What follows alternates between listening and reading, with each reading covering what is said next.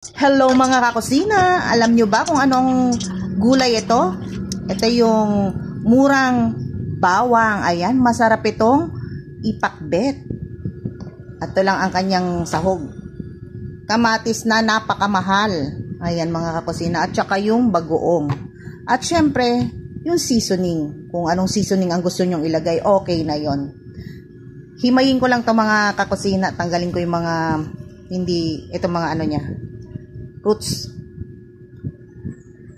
Ayan, at malinis na mga kusina. Ready na tong hiwain. Ayan, hihiwain ko lang ng maliliit para ready na siyang iluto mga kakusina.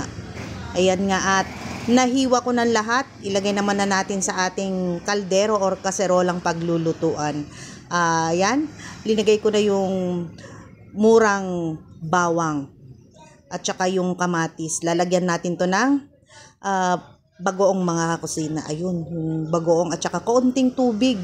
At saka lagyan din natin ng ating pampasarap na seasoning. Bahala na kayo mga kakusina kung anong gusto nyong ilagay, kung anong brand ang ilalagay nyong seasoning ng inyong iluluto. Ayan, naglagay na rin ako ng kaunting tubig para may sabaw ang ating pinakbet na bawang. Ayan, grabe ang amoy mga kakusina. Grabe. Humahalimuyak ang amoy dito sa aking kusina, ang pinakbet na bawang. Ayan nga, tinikman ko kung sakto na ang kanyang lasa, kung magdadagdag pa ba ako ng pampaalat or hindi na. Pero okay naman na yung linagay kong bagoong niya mga kakusina.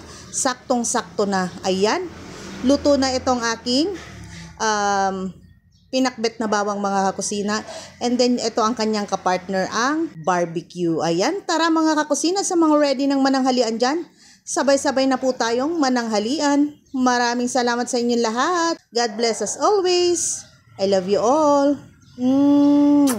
Bye!